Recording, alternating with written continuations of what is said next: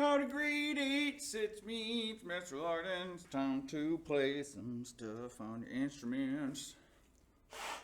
Let's do it. Ready? Good. All right. We left off last time at number 73 in our books. So let's warm up and push it. Let's do this. Let's start by opening our books all the way to page 40-something. 43, I think. 43, page 43. And we are going to do the concert B-flat major scale, arpeggios and thirds. Yes? Great. Perfect. Glad we're all agreed. That's a little slow, isn't it? That's better. Make sure you have a nice big clear sound. Let's do this. 1, 2, 1, 2, 3.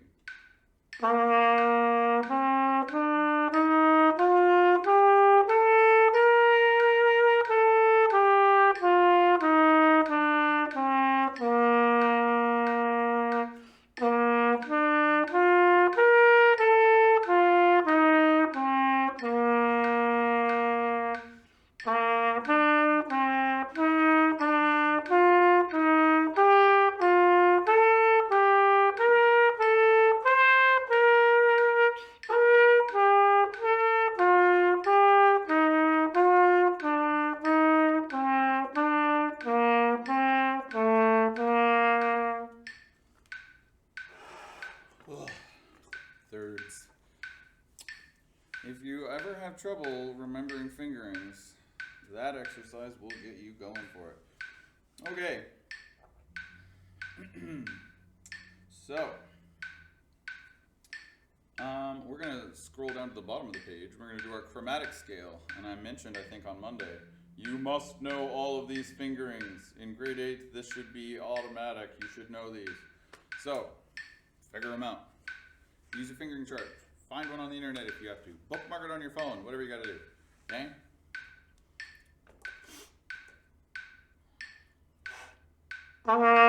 One, two, 1, 2, 3.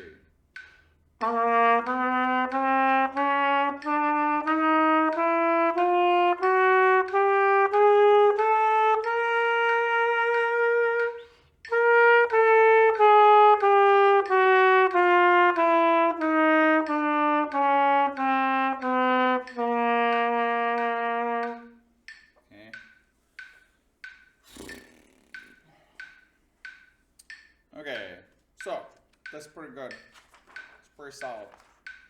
So let's move on. Let's pick up where we left off. So we left off on number 73. So that was your little private lesson one, whatever you were supposed to do for your particular instrument. Hopefully you actually did your homework and actually looked at those. And if you didn't, shame. Shame. Do it. It'll help. Okay? Nothing is going to help you more in these books than those green exercises, because they're specifically designed to help your specific instrument. So do them. Help. Okay.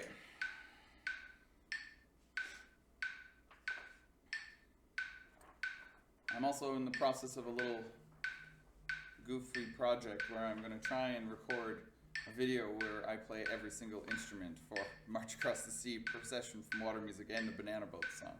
So when I'm finished that, those videos go up. Feel free to bust out your old parts and try and play along. So let's start actually on page 22 today with 74, okay? And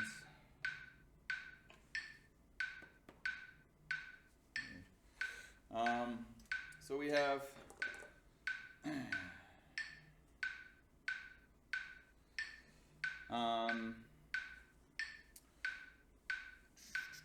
so we have number 74, Werde Munter, right, German.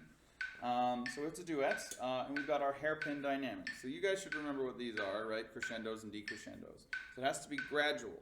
It's impossible to do a crescendo if you don't have air to improve your sound. So make sure you're taking nice big full breaths. Use those breath marks to their full potential. And let's try this out, eh? What's our tempo? Andante. Okay, good. Yeah, we're good. So I'm going to play the A part first. I highly recommend you give it a whirl to try and play the B part along with me. And if you are not comfortable with that, just play what I'm playing, and then I'm going to do the B part. But if you're a keener, play the opposite of whatever I play. Okay? One. I'm going to do the A part first. 1, 2, 3, 1, 2.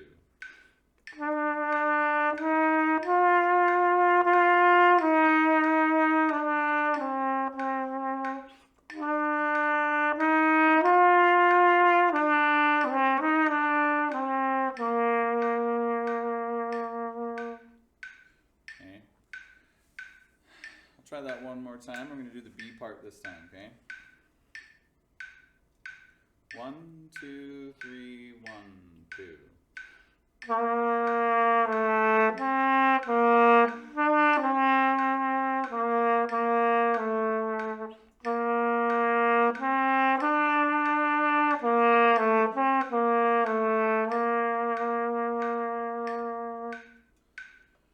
Okay. Now that one is meant to be as beautiful and smooth as we can possibly get, right?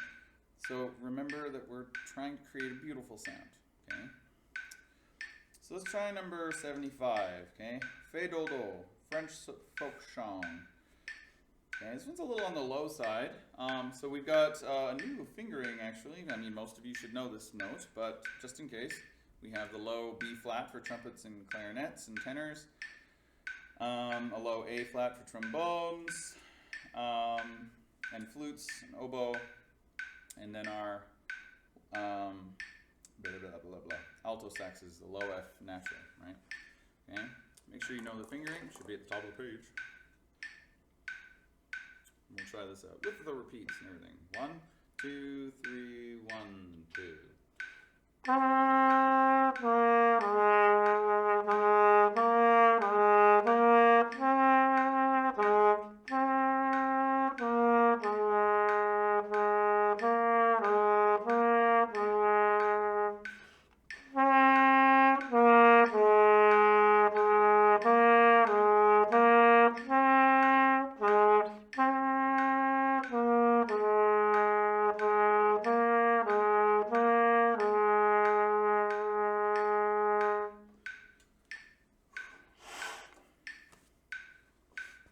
Now,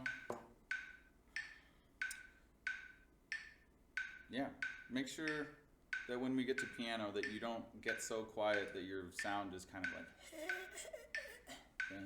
That means you're playing too quiet. It means as soft as you can play with a nice full sound still, okay? So let's keep on rolling. Let's try number 76 here. We've got a Baroque March. Maybe they should fix it. So this one's a little faster. This is moderato. And we've got accents, we have dynamics, we have some slurs, we have a pickup, we have a repeat. And yeah, lots going on here. It says Georges Friedrich Handel was an English composer. That is a lie. He was German. And he moved to England because there were like no other composers to compete with.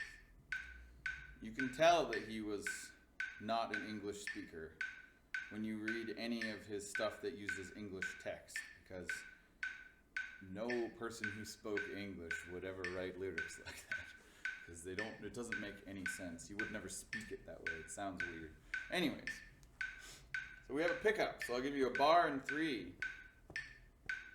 Actually, I'll give you a bar in 2, and I'm going to breathe on 3 because I got to be able to play. So I'll be like 1, 2, ti-ta. 1, 2, 3, 4, 1, 2.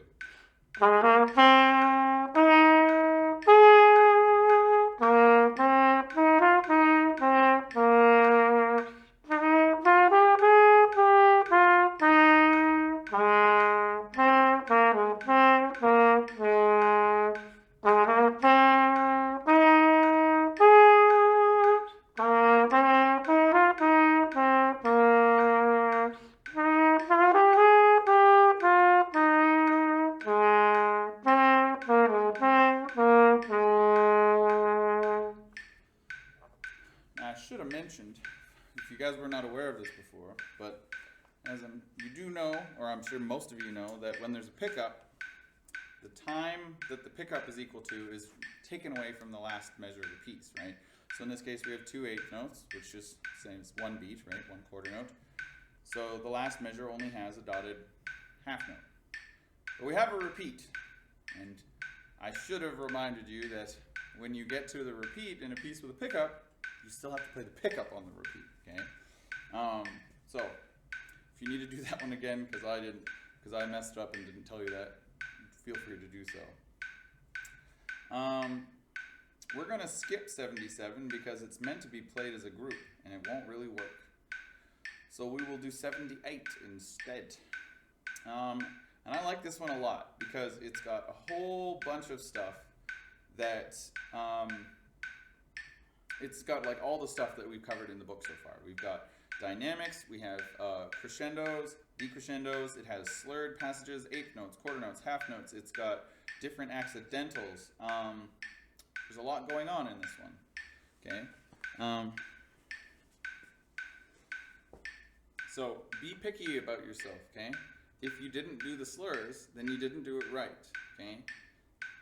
The goal of this, like, look at each of these little exercises, like little obstacle courses, right?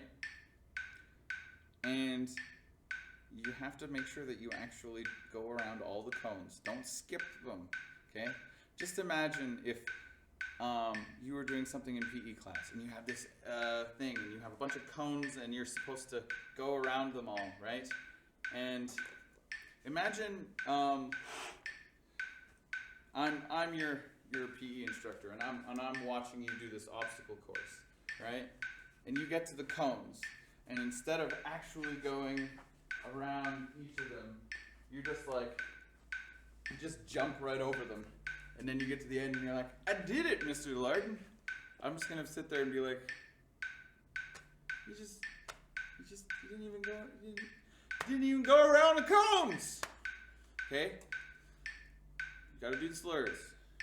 You gotta tongue everything that's not slurred.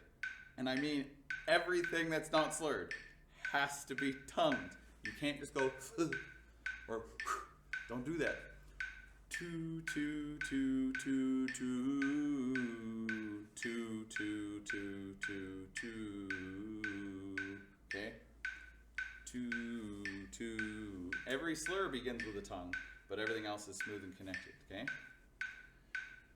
If this is too fast for you, feel free to do this on your own time at a more comfortable tempo, but this is the tempo that they ask for in the book, okay? 1 2 78 2 3.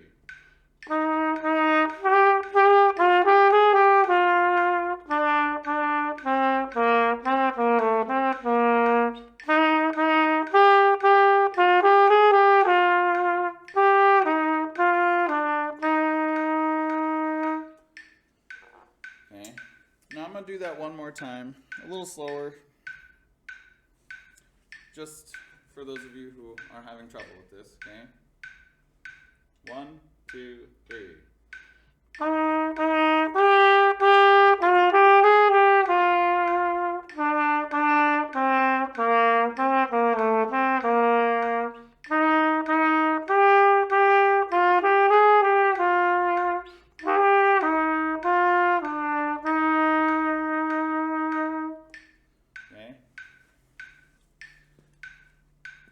And I told you before when we first started doing these for your class that you might feel like some of these are a little juvenile, but they're not. These are actually, this book is great. I love this book. And here's a secret, okay? I don't want the higher ups to hear this. Now listen carefully. You could teach yourself your instrument with just this book. You don't even need me. You don't even need me. I only teach you guys how to play together. This is all you need to teach yourself how to use your instrument. Okay? So, we're going to look at, you are going to look at number 79, okay? Which is different for all of you. I particularly like 79 for the trumpets, and I think euphoniums have the same part. But if you just play it, that's not actually what you're supposed to do, right? But if you do play it, this is what it sounds like.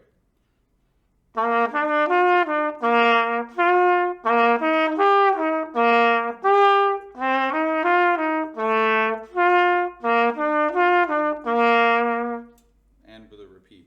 But what you're actually supposed to do, if you read the text next to it, it says, play this exercise on your mouthpiece. So once you know how it's supposed to sound, give it a whirl.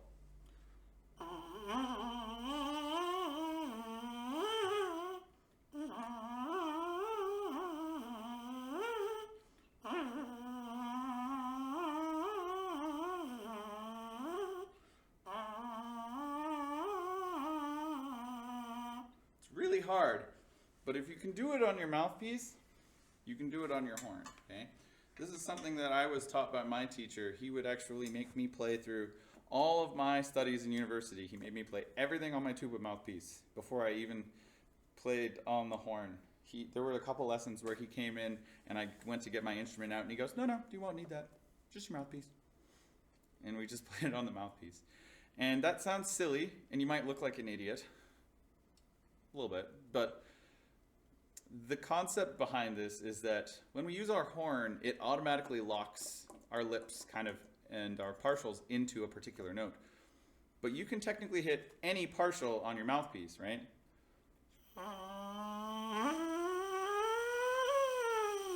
Right? You can hit everything like a trombone slide almost.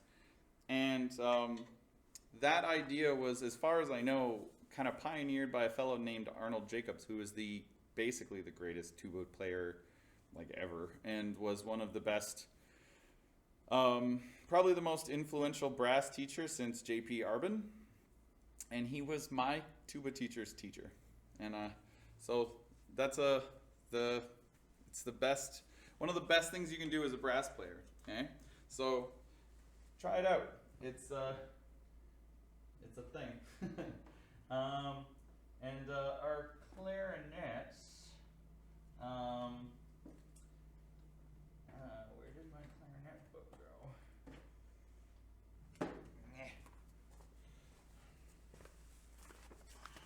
There. So for our clarinets, it's just talking about alternate fingerings, okay? Now, you're going to see some runs sometimes when we're playing. This goes for flutes and altos, any woodwind, where you have lots and lots of buttons on your instrument. Excuse me. Okay, altos, you have the same thing. You have alternate fingerings. And let's see what flutes got.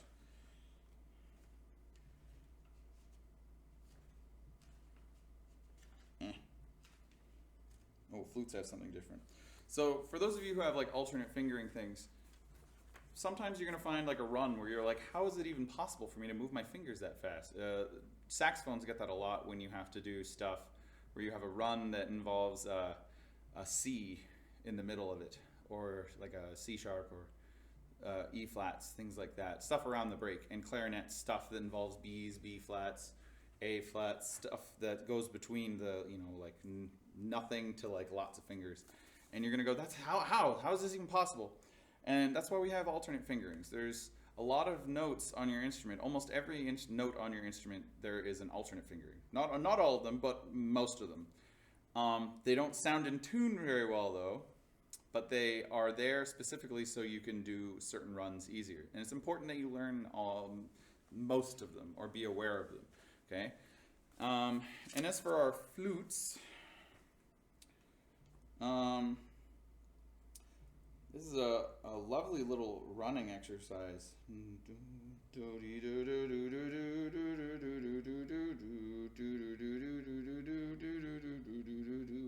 Right.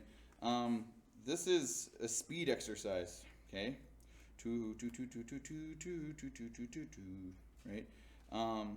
And set a metronome and see how fast you can get that one. Okay. If you're curious, if you want to be a real show off, record yourself doing it like super fast and clean and send it to me on my email or something. But that's you You and clarinets, flutes and clarinets require more than anyone. You need finger dexterity because you're the ones who do the fast runs and stuff. So this kind of stuff's really important. Last but not least, our trombones. I haven't been talking much about. I haven't really been talking at all about percussion, and I'm sorry about that, percussionists. There's only so much I can really do from here.